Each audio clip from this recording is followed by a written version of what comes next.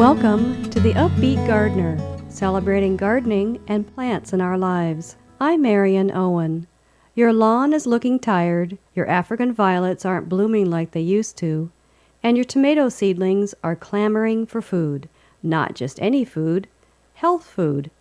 So off to the garden center you go in search of the perfect fertilizer. Once you find a potential box or bag, you start reading the label. Let's see, 3 hyphenated numbers, N, P, and K, a list of nutrients, and a bunch of legal mumbo-jumbo. What's it all mean? The numbers are meant to be helpful to the consumer, but they often add confusion to the decision-making process. The 3 hyphenated numbers, such as 5, 10, 5, indicate the percentage of nitrogen, phosphorus, and potash the product contains. These nutrients are usually designated by their chemical symbols, N for nitrogen, P for phosphorus, and K for potash or potassium. NPK represent the 3 primary plant nutrients listed in that order on fertilizer labels.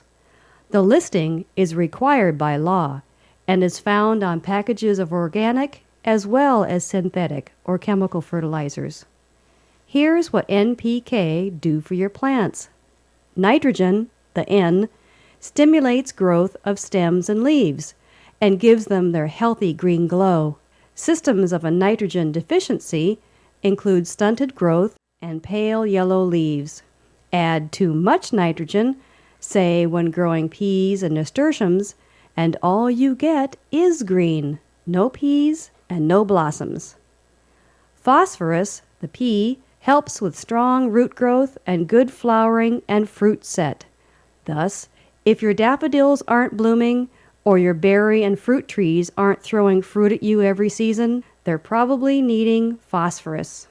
Potassium, the K, is all about hardiness and disease resistance.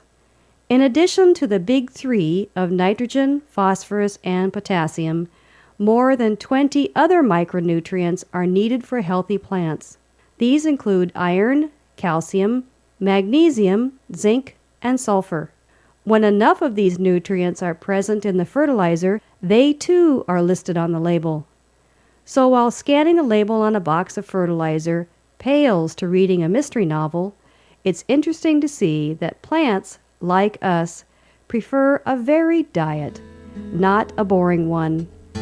For the UpBeet Gardener in Kodiak, Alaska, I'm Marion Owen.